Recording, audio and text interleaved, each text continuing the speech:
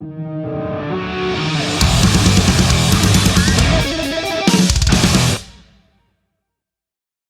Dan, it's good to talk to you, man. Again, of Yeah, you course. too, man. It's been a little Yeah, while. pleasure. Yeah. How you doing? Good, man. Good.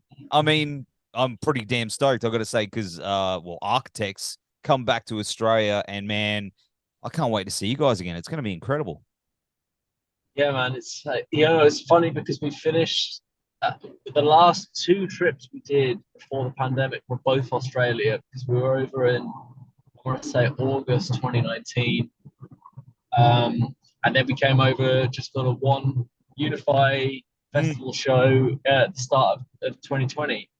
So that was kind of like our last taste before it all disappeared for those years.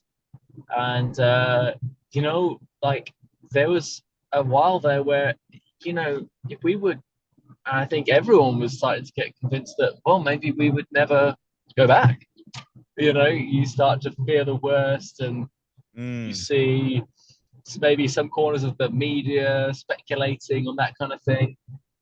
um, so to be coming back is it's kind of surreal, even though it's only been 4 years. It's not the craziest longest period of time to be away from touring, or to be away from Australia more specifically. But yeah, there is an element of it feeling like, wow, okay, we're going back. This is amazing, and something to be really really grateful for. Well, I mean, Architects are a pretty special band for us down here. I don't know how you guys feel about, but I feel like for as long as I remember, you guys have had a strong connection with Australia. Music aside, of course, 100%. like it, You what, know, what it do you think that is? What is it compared to other parts of the world that you love us the most?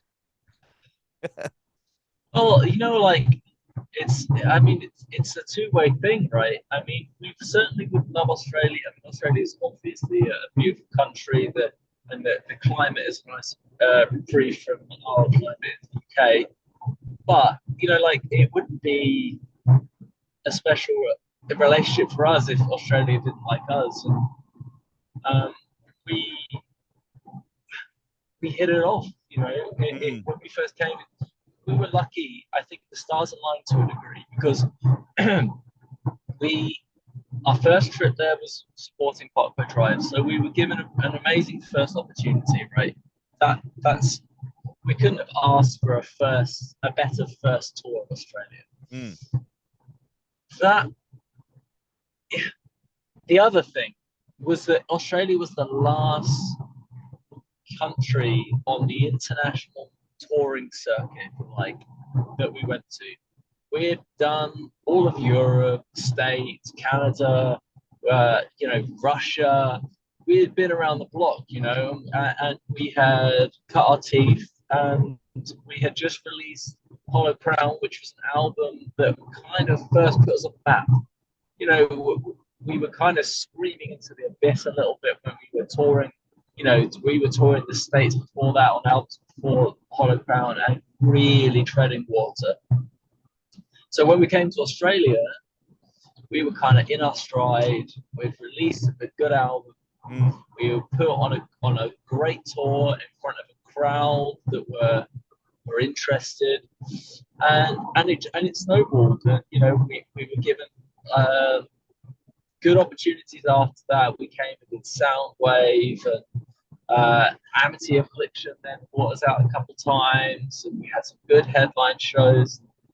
Um, we built it like if you could have a sort of plan of how to build a band in Australia, we would be a good case study to look at. And it's been we hit a sweet spot there, and I think it helps that we love being there, and we've always had that great reciprocation from the audiences.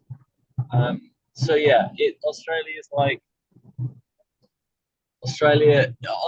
I have to say Australia and Germany are the two countries on this planet, um, and I have to say this carefully, but where we probably feel a little bit more at home on stage than we do even in England. Oh wow. Yeah. Don't tell anyone in England. No, so I should edit that out or just turn it up louder. Oh, fuck it. Tell them all. Tell everyone. Yeah, It's the truth. It is the truth. It is the truth. I'm not. I'm not just saying it. Like, like if I was doing an interview with someone in the States, yeah. for instance, where like the States is going great for the band. Like we definitely have a great fan base there, but um, it's not always been roses and sunshine. That's been a difficult grind. But Australia, it's been a nice build. It's we've always enjoyed it. Always had a really really enjoyable time. That's awesome, man. I love hearing how you love us because We do, yeah, man. yeah, it's awesome, man. Of course, you're hitting the road with the mighty counterparts and our own Thornhill, Mhm. who blowing up as well.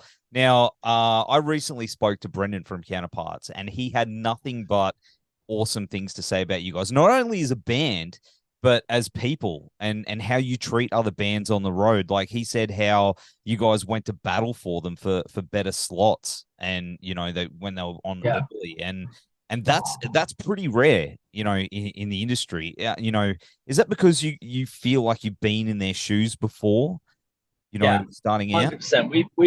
We've been pissed on the support bands, not literally, but figuratively. We've been like, we I do you know what? Like we went out supporting like Adelaide Dying, first of four in the UK in 2007, and we were treated like dirt.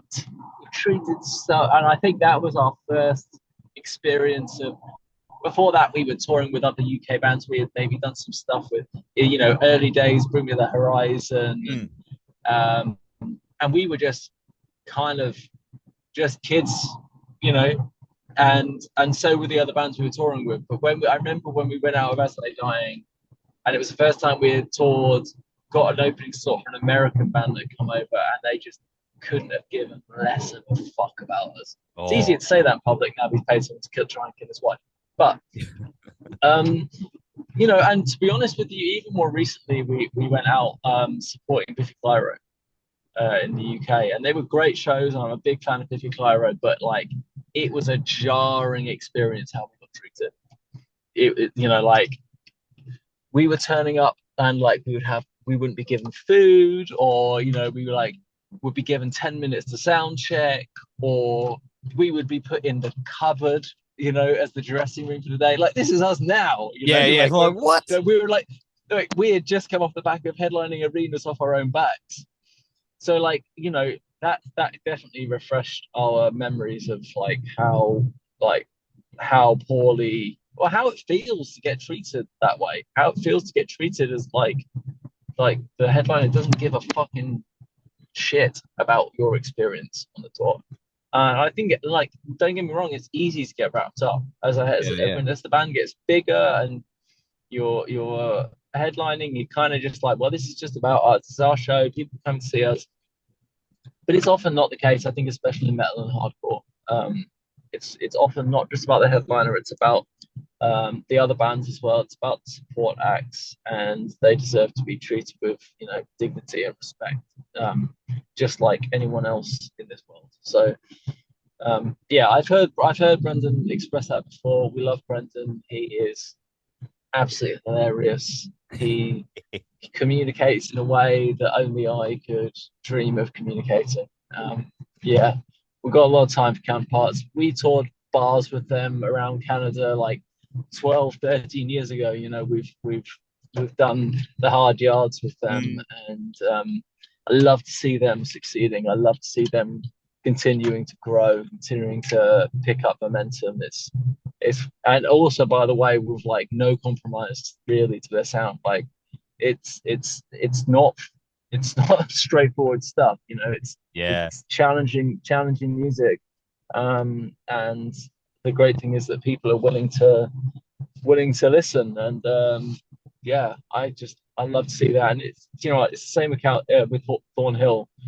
It's a band that's sure like they the sound, the sort of bass of the sound is built on something that is familiar in metal or metalcore, but they have got like very much their own unique identity and their own take on the genre, and that's what we love to see. That's what But those are the types of bands that we want to champion. We want to put them in front of our audience, and just importantly, we believe that our audience can invest and become engaged in those bands and their records as well. Absolutely. And man, you're playing with some band in a couple of months called what are they called? Metal something. Metal? Yeah, Metal a new Liquor. band out.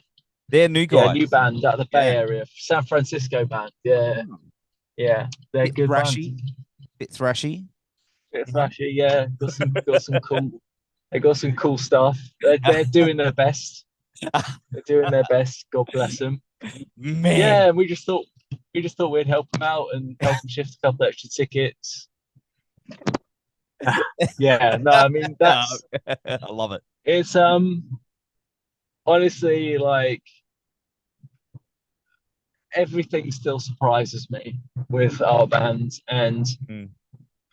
for Metallica to hit us up and ask if we want to come and do shows with them is like uh we're not at the stage where we just go, oh yeah, cool.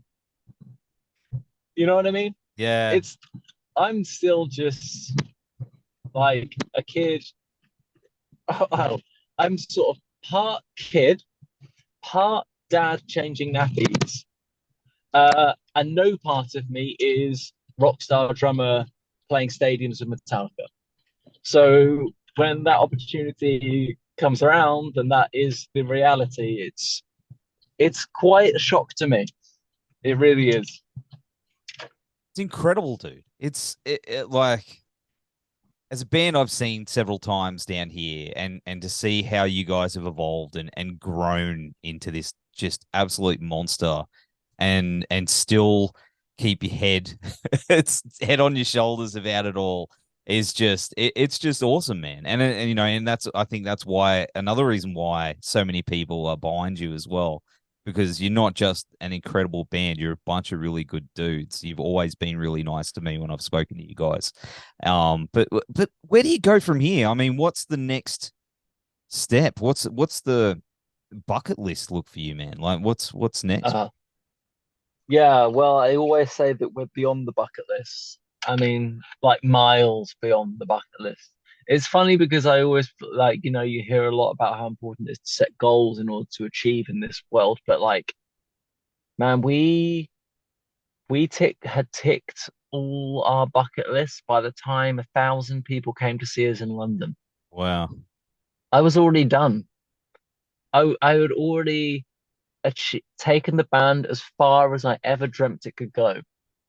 So anything now is a bonus, a surprise, and of course, you want to keep things moving forward, and you get excited about what's next. But like, man, I don't know. Like we're still growing. Maybe we could. We've done arenas. We haven't sold them out.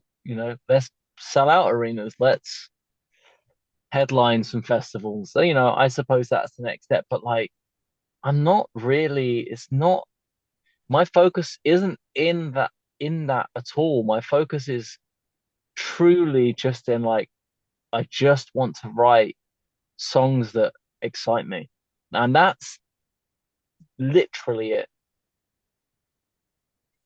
And anything else is just a product of that. And what about now I mean, you guys just did back-to-back albums. That's Yeah. incredible in itself.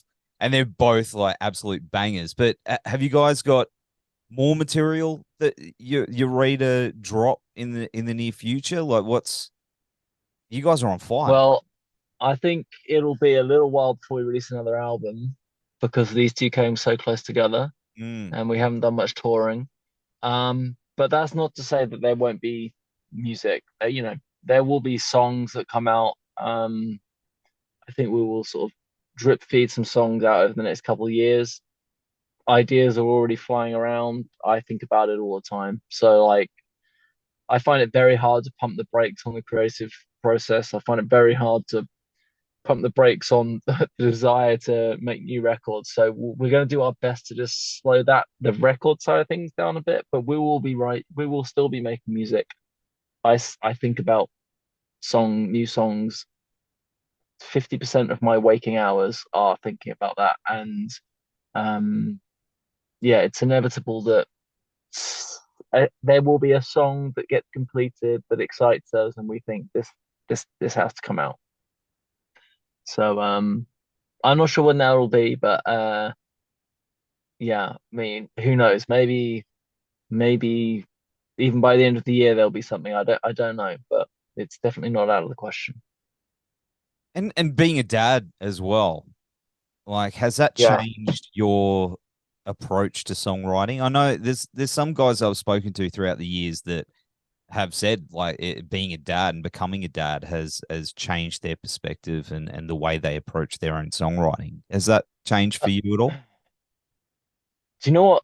It's a funny relationship. I hate how much being a dad of two young children restricts my available time to write music. It Mm. drives me crazy. But it's just that's the situation I'm in. That said, I feel like I write I'm more productive and I write better material when I have barely any time. I don't and I have no idea why. You're like I mean me and Josh, who are the songwriters for the band, Mm. both have two young girls. I mean, I have 1 and 4, and I think Josh has 2 and 3. So we're like anyone who's had kids knows that me and Josh are in the trenches in terms of parenting. Yes. It is Yes. it is like it is unrelenting. Um, and you never know when you're gonna get like cool, especially like look, I work at home, so it's very easy to be pulled away from my desk, if you like. Yes. Um, but I find that as frustrating as I find uh, the experience of being restricted that way, it strangely has a positive effect on my writing. And there have been times when I just have a whole day uninterrupted to write music, and I get nothing done. And then there are other times when I've got 20 minutes. Oh, I've just written half a song. Like so it's not necessarily bad for the output, but it's frustrating for me on an emotional level. Oh, I'm with you. We wrote all three of these records were written whilst I had children, um, or at least maybe Holy Hell was just getting finished up as my daughter was about to be born, actually. So yeah, it's been a big part. I've only been involved in writing the last three records, so my experience of writing is as a dad always. Um, it definitely provides challenges, but it's the almost the danger, I think, actually, when you have kids and you write music and the music is funding the food that goes on the table to feed your children. Um, it's you get in this messy, um, like when when art becomes intertwined with commercial necessity, Mm. it gets a bit tricky and ugly, and you start to get into compromise. And it would be very easy for fans to level that at us, given that our new material is much more commercially viable. But actually, for me, especially going to for those that wish to exist, it was like a a a, a massive risk, and it was daunting because we had, I have a family to support, and like this album was not like very different from what we had just released before. And I was playing it to people and they were looking at me like, okay, if you're sure, if you think you can get away with this, go for it. Like, are you sure this is going to be the right move for the band? Um, and so like actually in a sense, I was going against my instincts as a father to provide a steady, reliable, secure income for my family to write an album that, you know what, like our fans might hate this. So there was definitely an anxiety about that. But I think it's when you get in that situation as an artist, it's important to try and not listen to what you think is going to be best for your bank balance, and Mm, just think about what makes you feel excited or alive when you listen to that's it, man. And it looks like paid off because it's an absolute banger. That's for sure. it. Do you know what? It did. Yeah. Thankfully, I can Yeah. say that now that it did. But there was a time when it felt like pretty scary, to be honest.